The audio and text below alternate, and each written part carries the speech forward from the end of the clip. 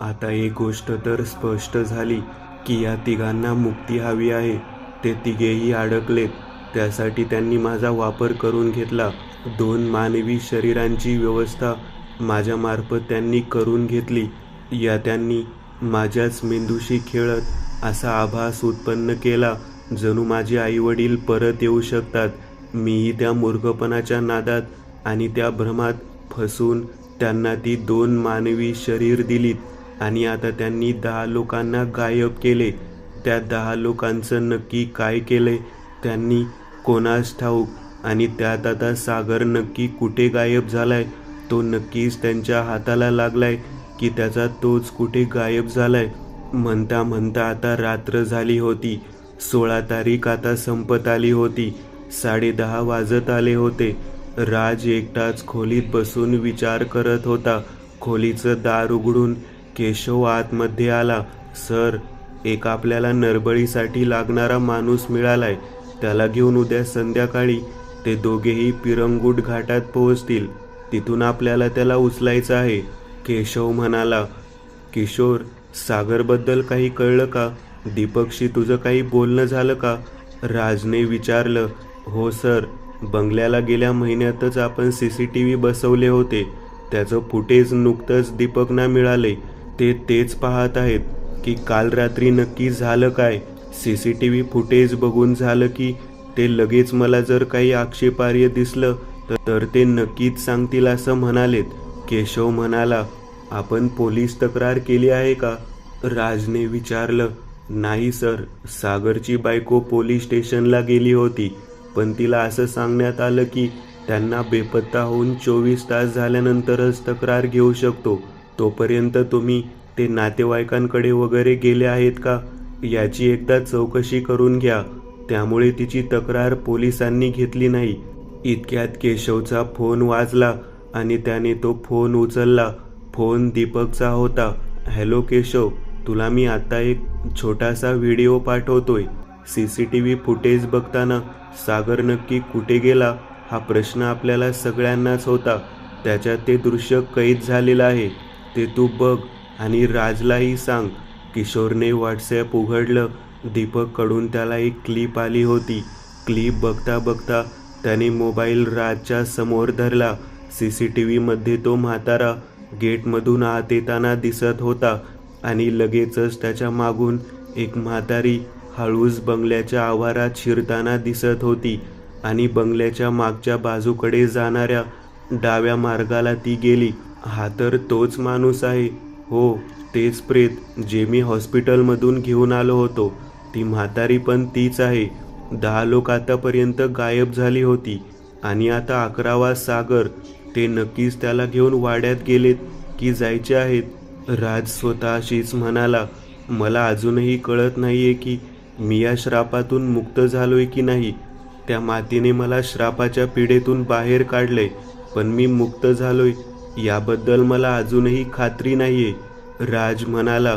Sir, हे लोक नक्की प्लॅन करत आहेत, कारण तुम्ही मला आतापर्यंत सांगितलेल्या ज्या काही गोष्टी होत्या त्यानुसार तो विधी, त्याची ती प्रक्रिया, यामध्ये इतक्या जणांचा बळी एकत्रित देण्याबद्दल कुठेही लिहिलेलं नव्हतं. दर अवसेला एक नरबळी आणि वर्षातून तशाच 2 अमावस्या येणार. पण हे 4, 3, 2, 1चं सूत्र नक्की काय आहे आणि ते सूत्र नक्की आपण कसं काय वापरणार आहोत हे समजायला हवं. तुम्ही व्हिडिओ कॅमेरामधील तो व्हिडिओ पाहिलात का, जो गेल्या वेळी तुम्हाला नीट पाहता आलेला नव्हता? गेल्या वेळच्या व्हिडिओचा आवाज पूर्ण खराब होता. त्या व्हिडिओमध्ये काही मिळालं का? हो, तो व्हिडिओ मी बघितला. राजने आता केशवला व्हिडिओमध्ये पाहिलेली सगळी घटना सांगितली. सर, म्हणजे सुरुवातीला विजयकांत आणि सुनेत्रा या दोघांच्याही डोक्यात एकच गोष्ट होती, ती म्हणजे काही करून ती पेटी हस्तगत करायची. त्यासाठी धर्मपालला ते मारणार होते. त्यांना देखील त्या पेटीचा वापर करून श्रीमंत व्हायचं होतं. पण आता तुम्ही सांगितल्यानुसार त्या व्हिडिओमध्ये जे तुम्ही पाहिलं त्यात असं समजतंय की त्या दोघांनी त्यांचा विचार बदलला होता. त्यांनी ती पेटी नष्ट करून हे सगळं इथेच संपवण्याचा निर्णय घेतला होता. पण मग हे लोक आता इतक्या निर्दोष लोकांना कुठं घेऊन गेले आहेत? आणि मुख्य म्हणजे हे सगळं ते का करत आहेत? कोणती अशी गोष्ट आहे का जी आपल्याला अजूनही समजायची आहे? एक आणखी विचित्र गोष्ट मी आता पाहिली, तुला तो व्हिडिओ दाखवतो.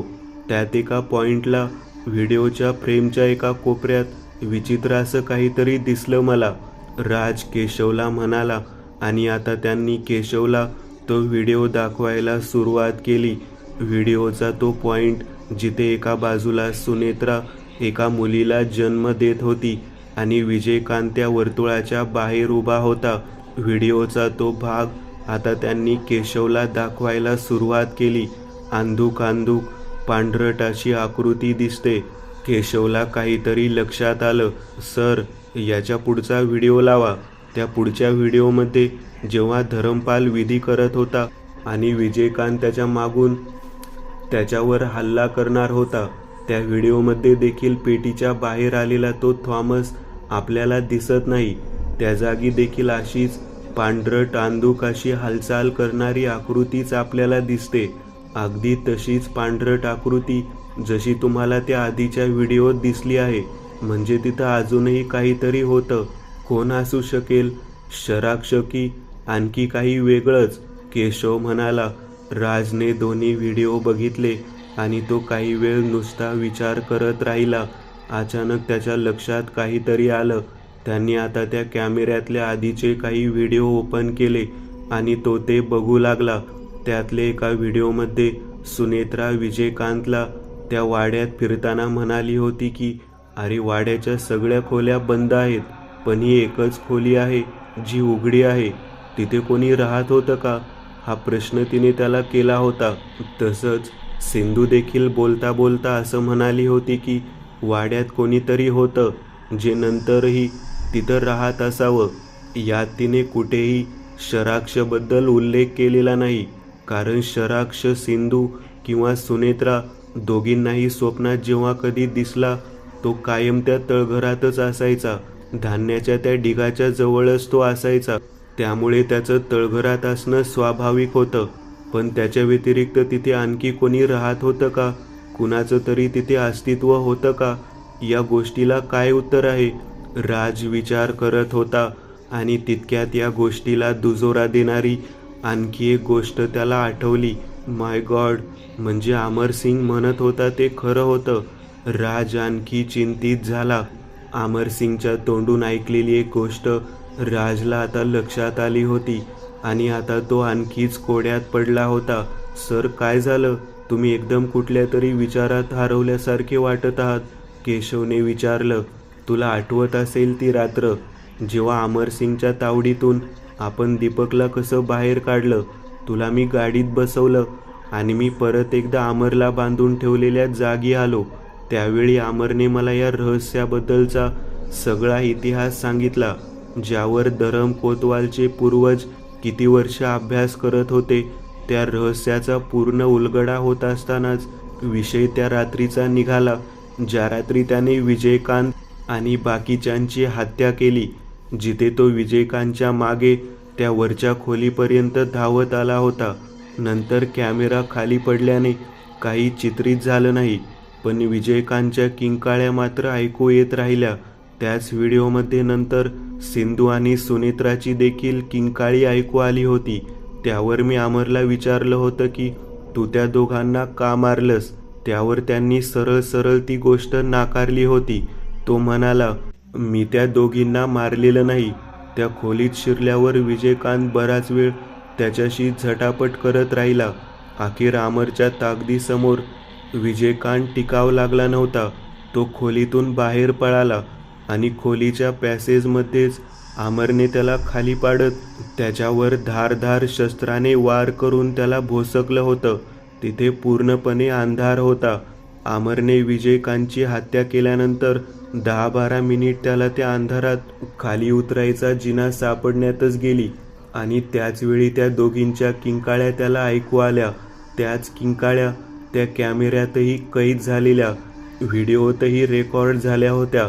अमर तिथून चाच पडत कसाबसा जिना उतरत खाली आला खाली आल्यावर अमरने आवाजाचा वेध घेत त्या दिशेला चालायला सुरुवात केली आणि तो त्या खोलीत आला.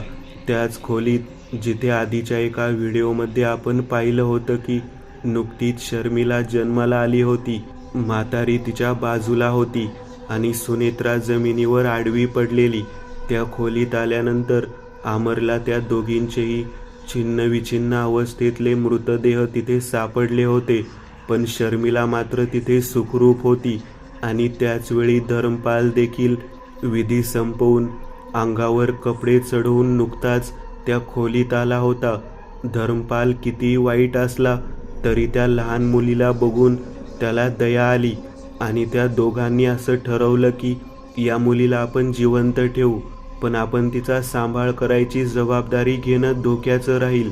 अमरने वरच्या खोलीची चाचपणी केली. त्यात त्याला त्या एका चर्चचा एक पत्ता मिळाला आणि त्याचवेळी त्याला वॉलेटमध्ये शेखर जरीवाल या माणसाचं व्हिजिटिंग कार्ड मिळालं.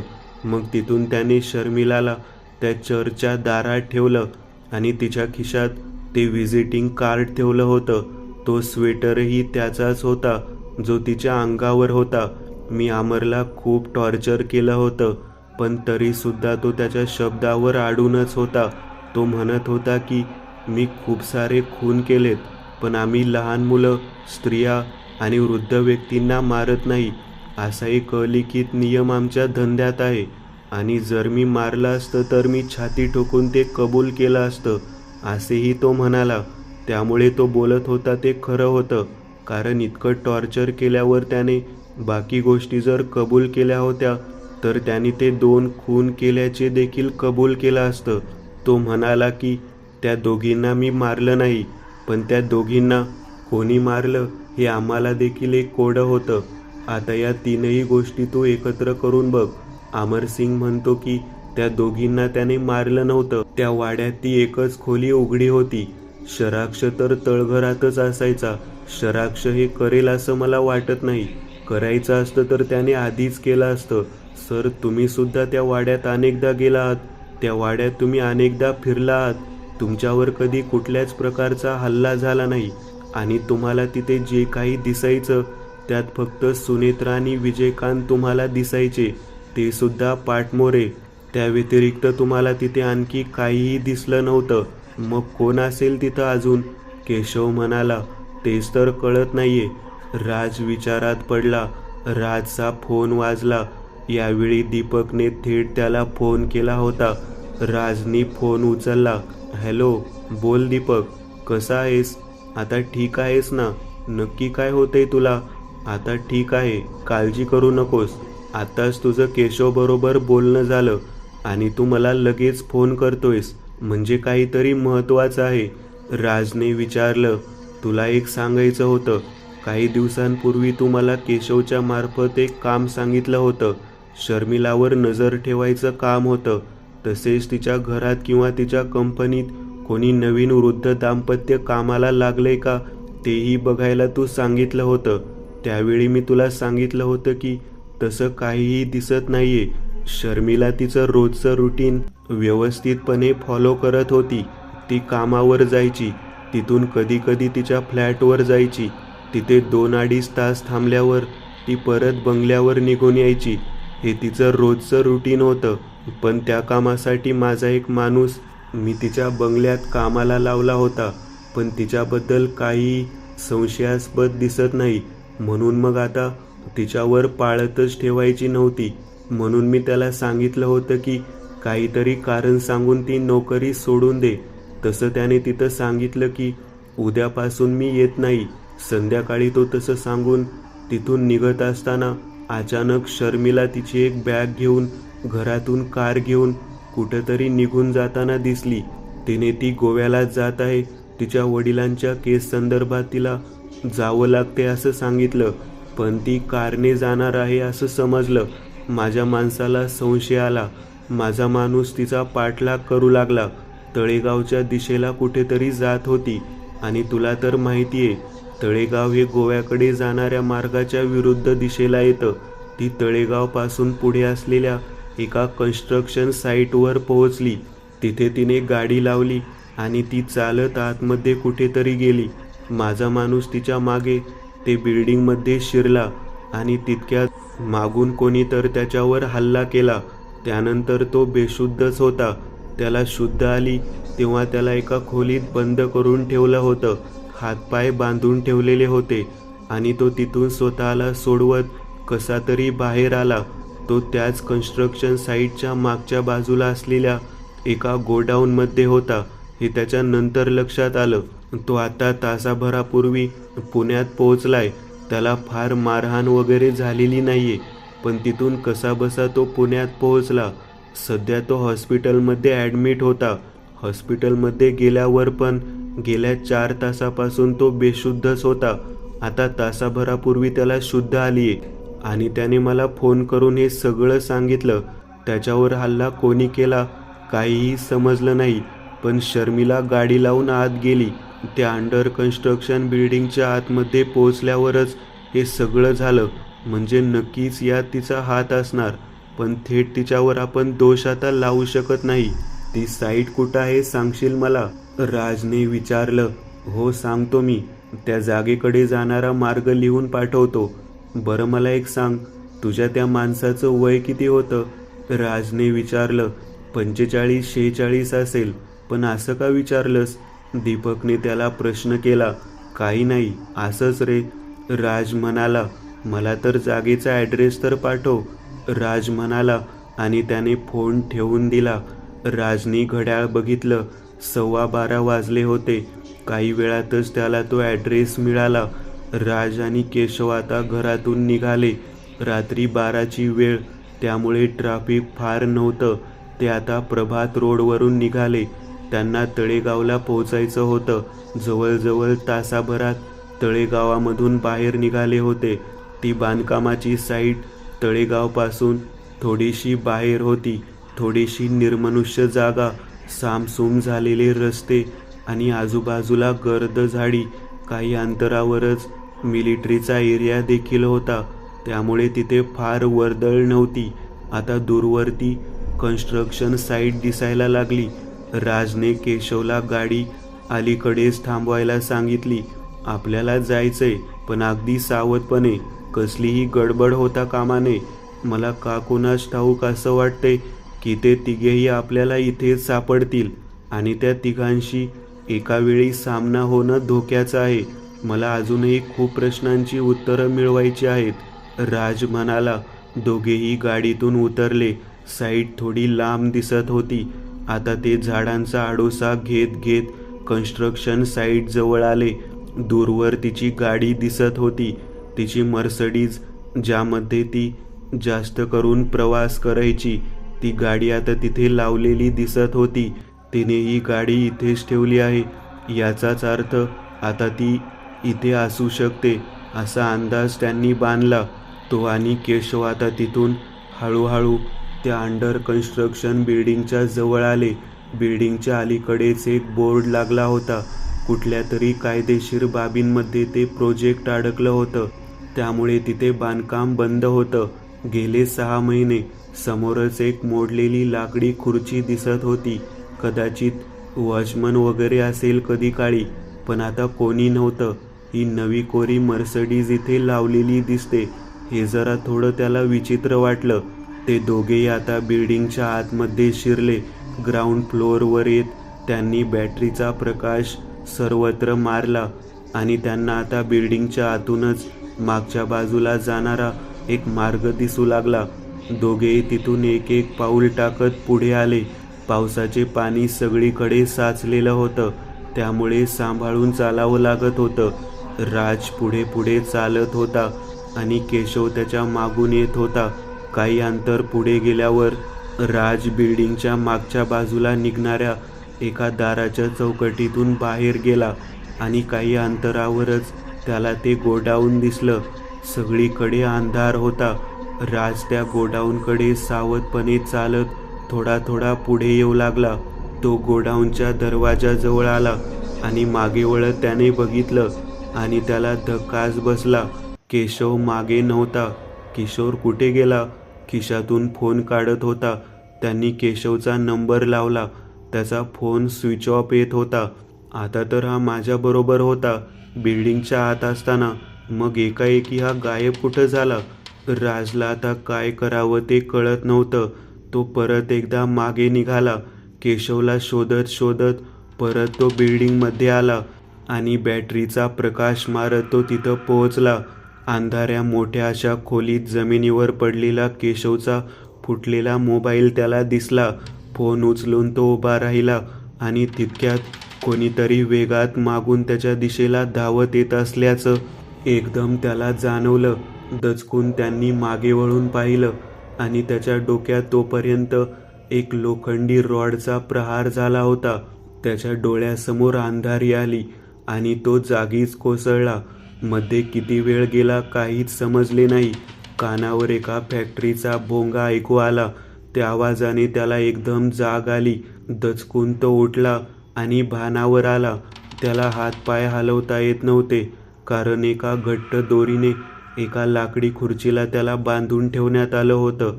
बाजूला बेशुद्ध अवस्थेत केशव तसाच खुर्चीला बांधलेल्या अवस्थेत होता. खोलीत कोणीच नव्हतं. आजूबाजूला सिमेंटची काही पोती ठेवलेली दिसत होती. म्हणजे ते त्याच गोडाऊनमध्ये होते जिथे दीपकचा तो माणूस 2 दिवस होता. त्याला तिथेच ठेवण्यात आलं असावं. केशव, केशव, राजने त्याला आवाज दिला. त्याने 2 वेळा केशवला आवाज दिला, पण केशवने कोणताही प्रतिसाद दिला नाही. आणि तितक्यात त्या खोलीचं दार उघडून कोणीतरी आत आलं. बाहेर एक कातर वेळेसारखा प्रकाश पडलेला दिसत होता. म्हणजे नक्कीच पहाट झाली असणार. राजने अंदाज लावला. त्याच्या डोक्यातून थोडंसं रक्त येत होतं.